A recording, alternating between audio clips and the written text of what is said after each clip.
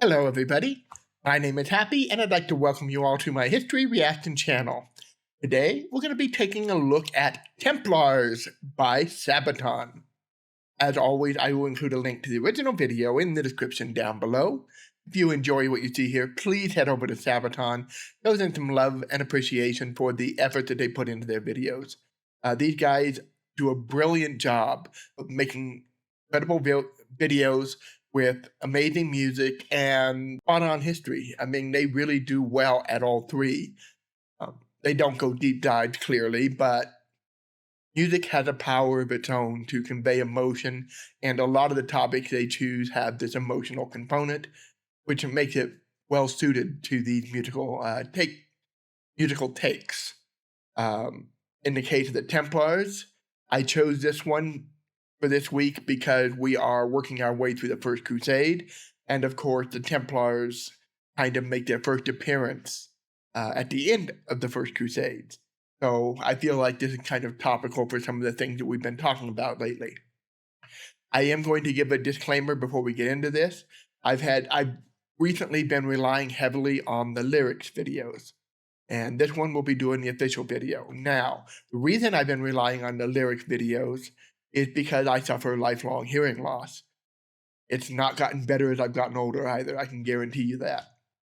I have a hard time following a lot of speaking.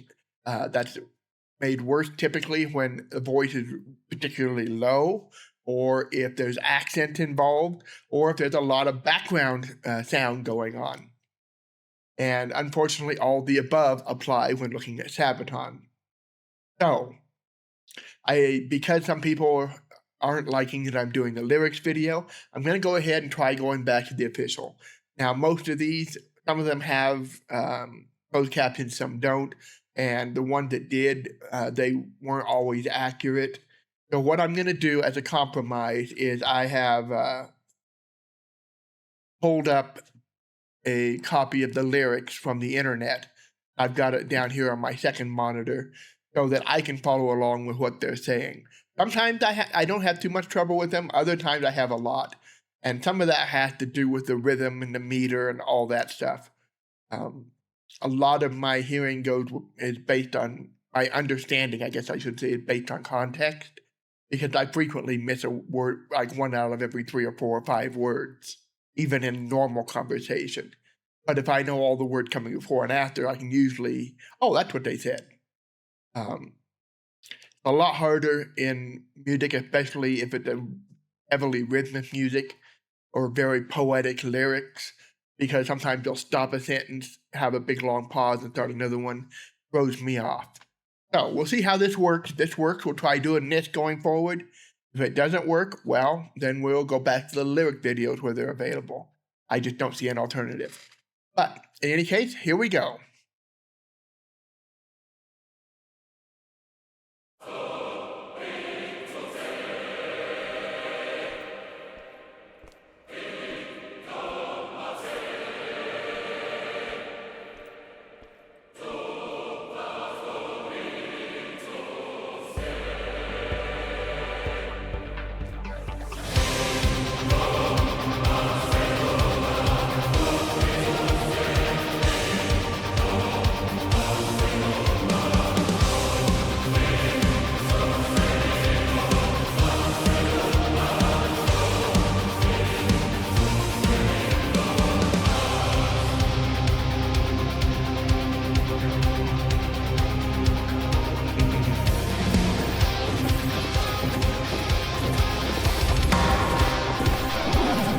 I can already see where we're going with this. I'm guessing we're dealing with the fall of the Templars. So that would be my guess just based on their reactions here. But we'll keep going. Great opening, by the way. The poor fellow soldiers of Christ and the temple, the mission, a journey about to begin. Safeguard the path, the way to salvation, protecting the faithful, a journey within.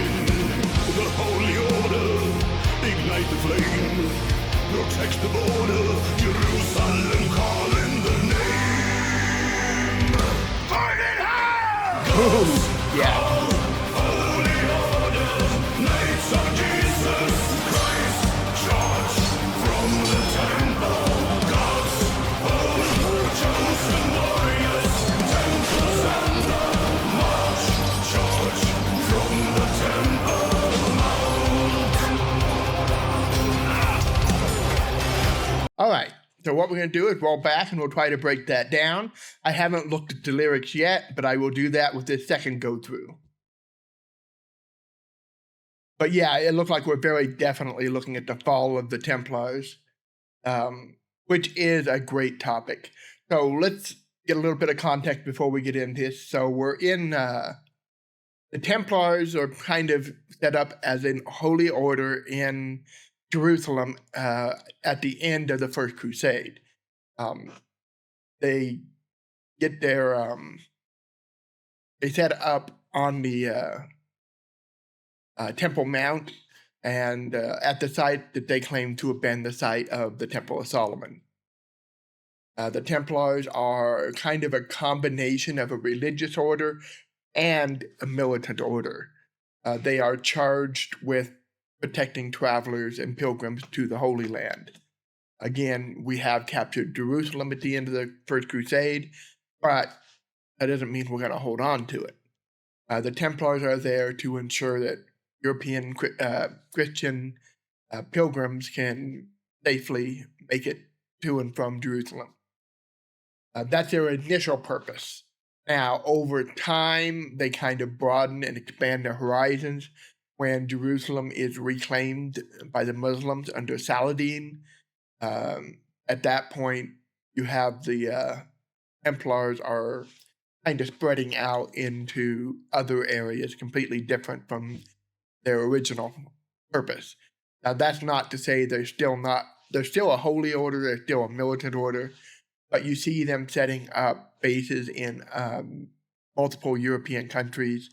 In fact, I'm pretty sure that they're one of the foundational orders in like Portugal. And when Portugal first becomes a kingdom. So they're very influential, and they get into things like the banking business of all things. They actually set up one of the first banking systems in Europe. They will allow you to deposit money at one Templar base, and then they'll give you like basically a letter of rights that you can take and travel to another Templar base, give them that, and then they will give you money. So it's kind of a certificate of deposit, basically. So this is where you see them starting, and that's going to end up being largely a big part of their downfall as well. But we're getting ahead of ourselves there. The main thing I want to talk about is how they get started. So here we go.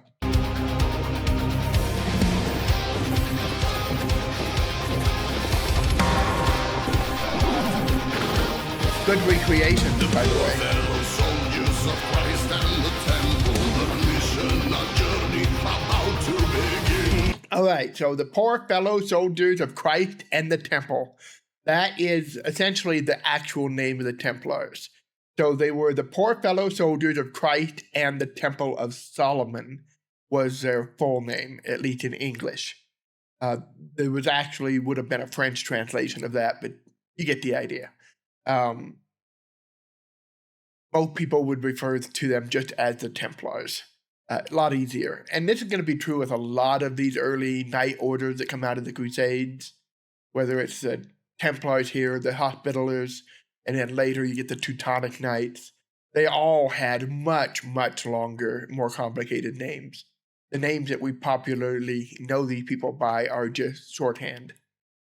So, their mission, a journey about to begin, that is a reference to their initial purpose, which, like I said, was guarding pilgrims from the Europe heading to the Holy Land. Safeguard the path, the way to salvation, protecting the faithful, a journey within.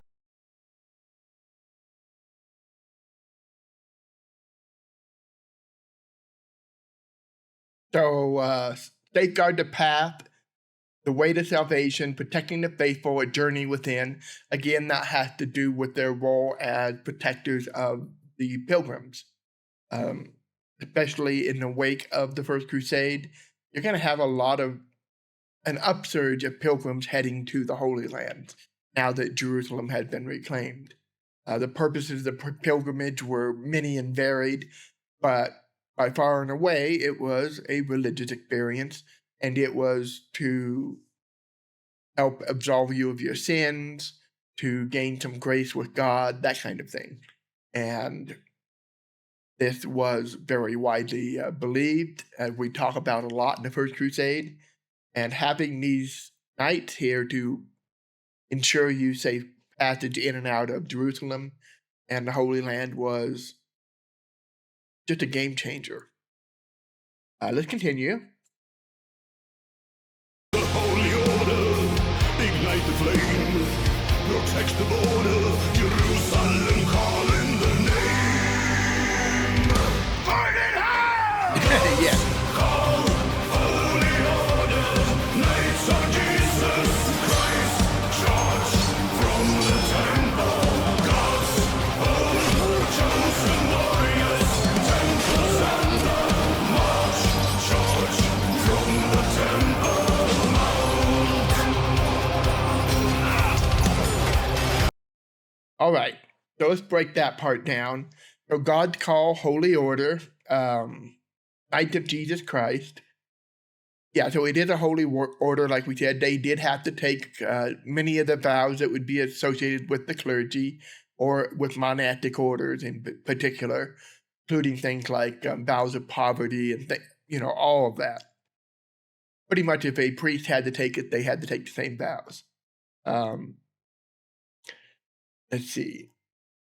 Knights of Jesus Christ, yes, they were considered to be holy knights, but that's also possibly a reference to the later Templars, because after the order is essentially destroyed, some new branches of the order do emerge from the ashes, and at least one of them, I'm pretty sure, is something called very similar to that, the Knights of Jesus Christ, or something very similar to that.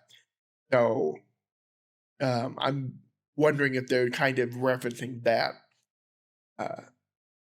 Charge from the temple, God's own chosen warriors, Templars on the march. So yeah, their base of operation initially would have been the Temple Mount, like I said before, the Temple of Solomon, or where they believed the Temple of Solomon was built. That would have been their main base of operations. That's where they would primarily work out of in the early years. And let's see. I think that's pretty much all that we really need to talk about there. Oh, God's own chosen warriors. Well, we don't really have an affidavit from God that he chose them, but that would have been widely believed at the time. There's no doubt that most people who interacted with the knights, including the knights themselves, would have seen themselves that way, as God's chosen warriors. After all, the Crusades were victorious. They did reclaim the Holy Land. These people were living up on the Temple Mount, right where the Temple of Solomon stood. They were said to have possession of many sacred relics, including, among other things, the mummified head of John the Baptist. Some said they had the Holy Grail, and others. I mean, there was a lot of stories about these early knights and what they had up in that temple. But all of it kind of lends to their aura, their prestige, and to these ideas that these were holy warriors, these were chosen of God.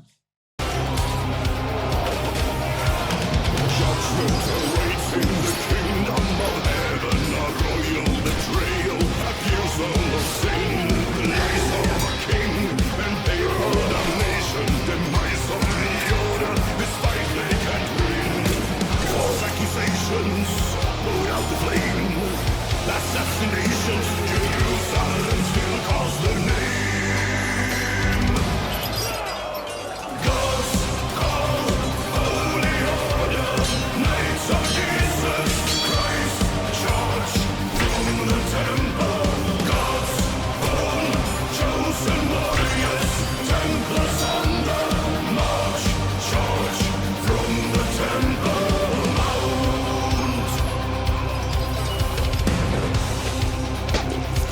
All right, let's break down that section. I'm not going to roll it back. We'll just, since I don't need to reread the lyrics because they're not on the screen there.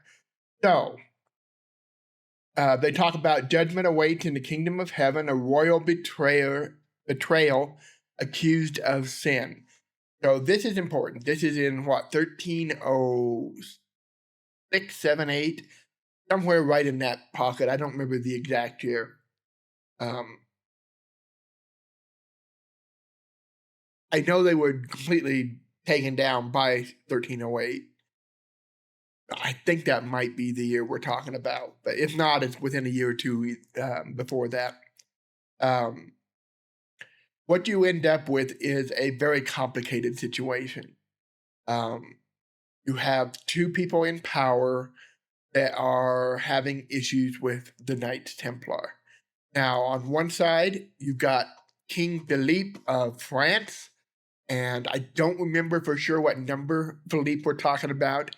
I'm fairly certain it was a fourth, but I won't swear to that. But I'm pretty sure it was Philip the Fourth.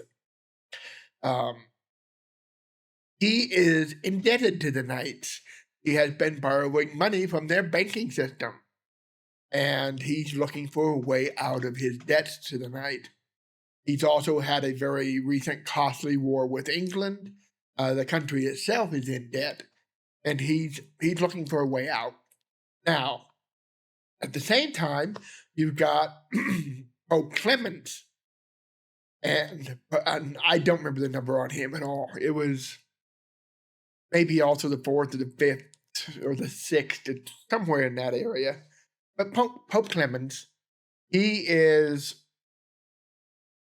wanting to kind of rein in some of these knightly orders now that it's going on 300 years after, 200 years after the First Crusade.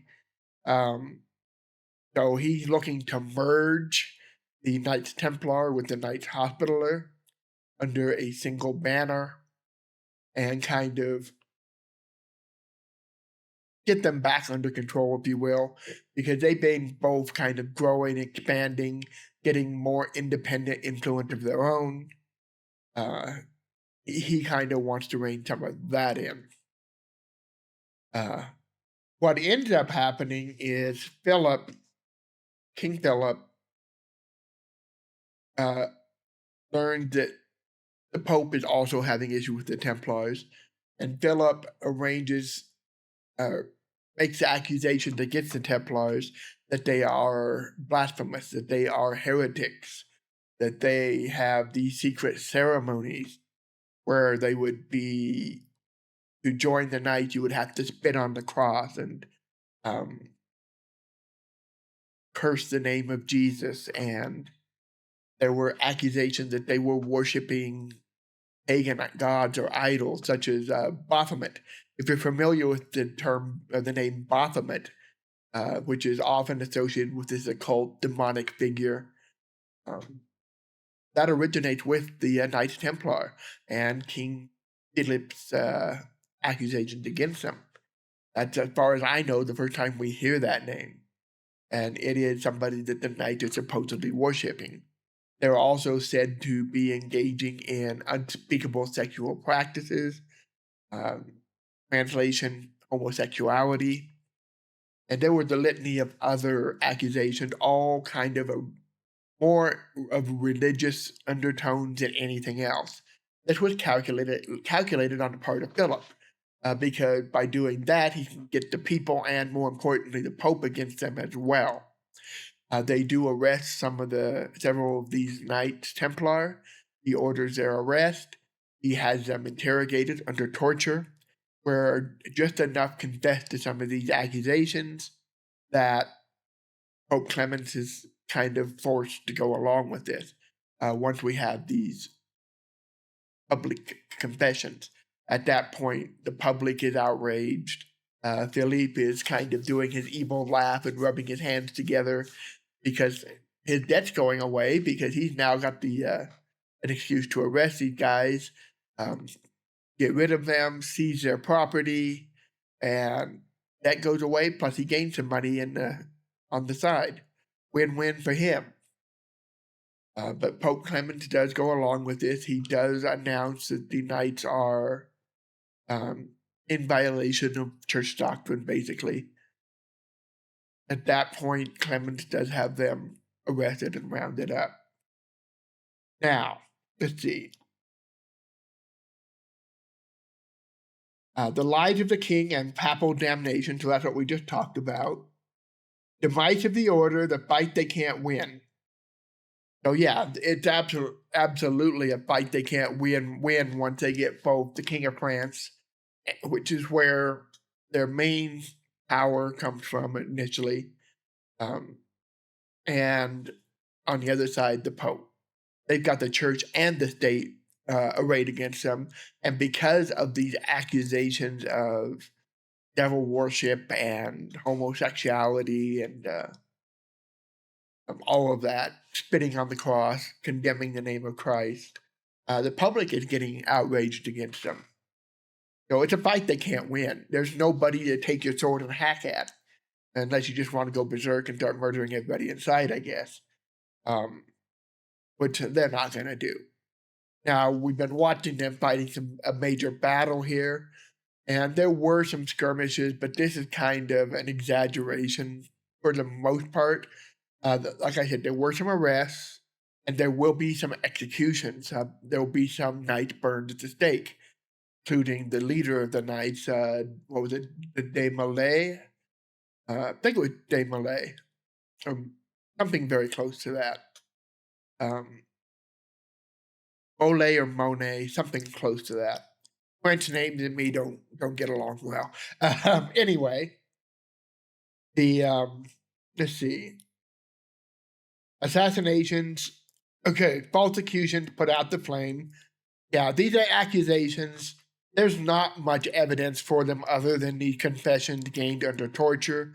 And of course, under torture, you're going to say whatever you need to say to get it to stop. That's why you'll hear it all the time. Torture really doesn't work. Yes, you can get answers out of people, but they're going to say whatever they need to say to get you to stop. That's what torture does. So, doesn't mean they're necessarily guilty. In fact, it means nothing at all when you get information like that under duress. In any case, there are executions, there are arrests. Now, the Pope will get many of them released later. So that does happen. Many of them do get released and get a second chance to start over, but the Templars are officially dead. Like I said earlier, you'll see some new orders forming, like Knights of Jesus Christ. There's something very similar to that. I don't remember the exact name. The Order of Jesus Christ, something like that. So it gets pretty complicated. Assassinations. Now, according to popular legend, and yeah, there were assassins involved. In fact, there was said to be this coordinated attack where many knights all over the world, all over Europe, were simultaneously killed. There was a coordinated conspiracy against the knights, absolutely, but nothing quite that dramatic happened. Like I said, many of these knights do eventually get absolved. In fact, the Pope goes so far as to render the confessions null and void. These guys were forced to confess. The church isn't going to recognize them. But this is later. At this particular time, this is bad. And there's no way the knights can stop this. Once they're out of power, the Pope kind of steps back and kind of reined it in a bit. Philip is still, unfortunately, King Philip. Let's continue.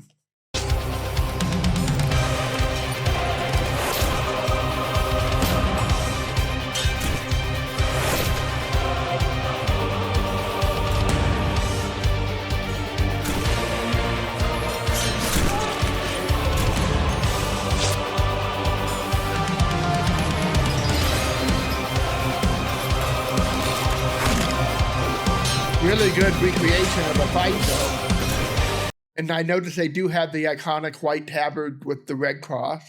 That's well done. They gotta have a black knight. Got it.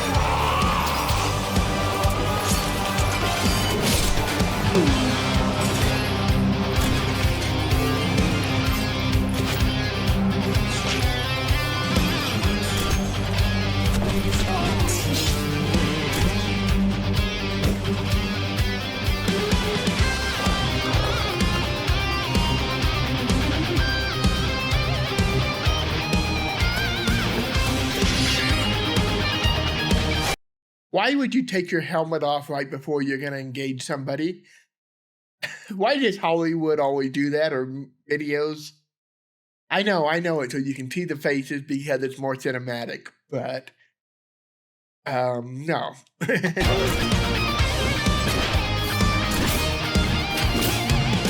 accusations, put out the flames. Assassinations, Jerusalem still calls the name. Here, flesh wound. Maybe not. If only he kept his helmet on, right? Knights of Jesus Christ, charge from the temple. God's own chosen warriors, Templars on the march. Charge from the temple. God's call, holy order. Knights of Jesus Christ, charge from the I wonder what they're burning. God's own chosen warriors, Templars on the march. Charge from the temple mount.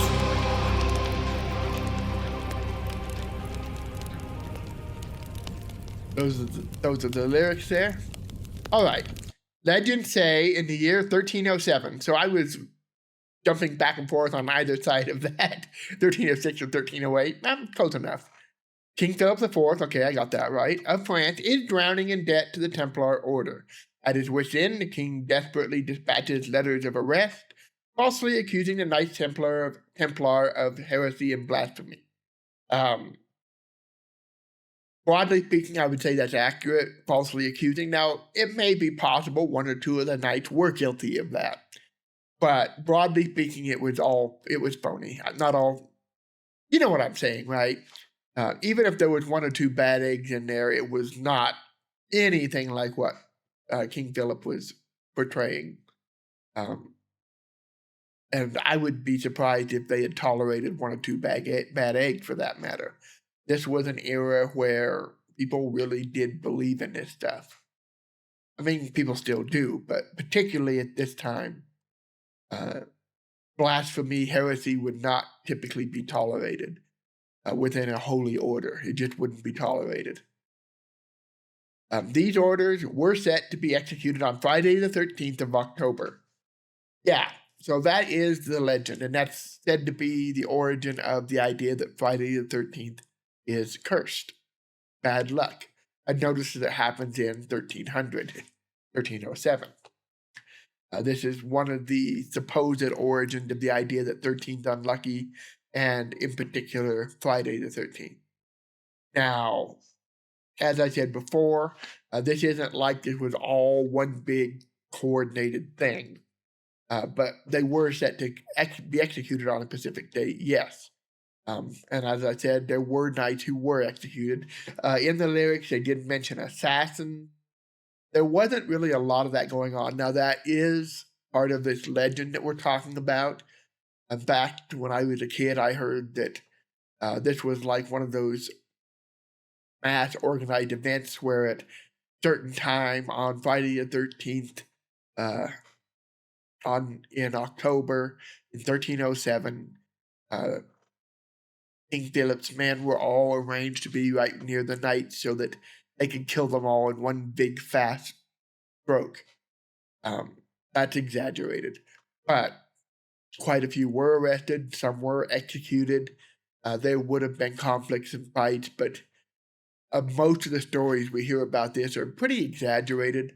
It was mostly just a bunch of arrests, a few executions, and then the Pope kind of had a change of heart, had many of these knights released, but they never got their control of their land back. They never got their besiege back.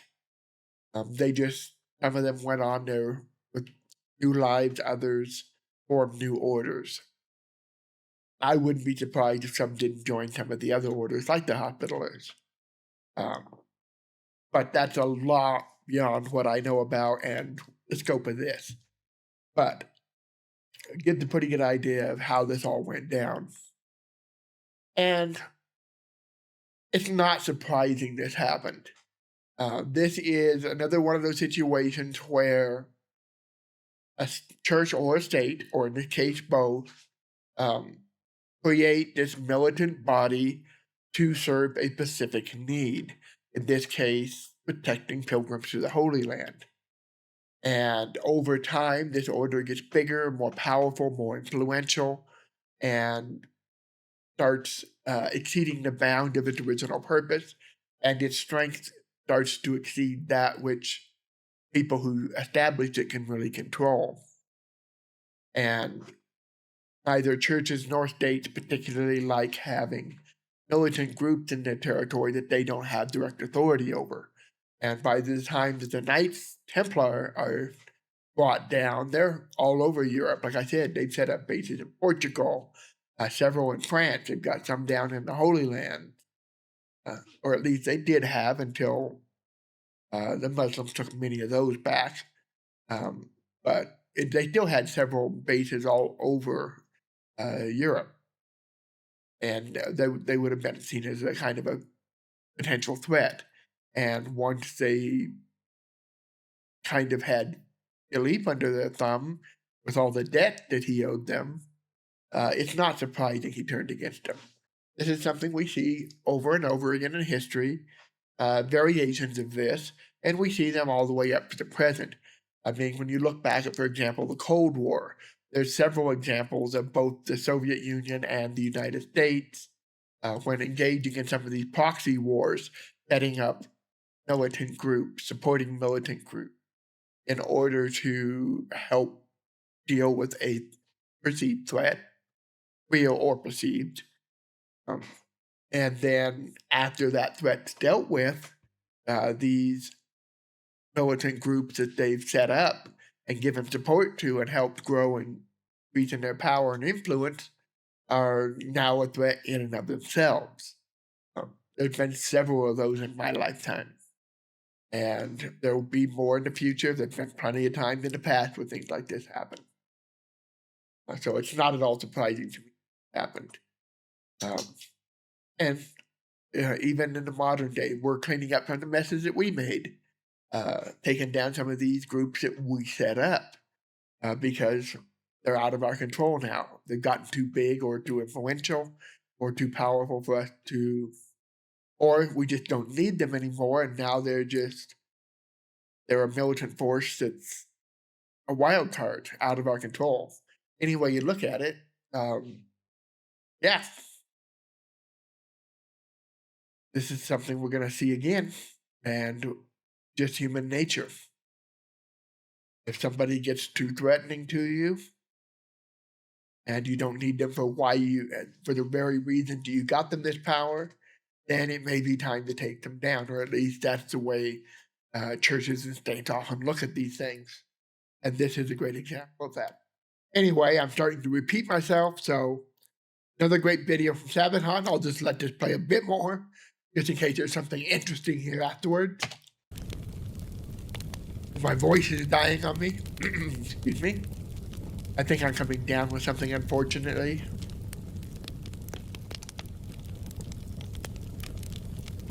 Alright, so that looks like we're at the end.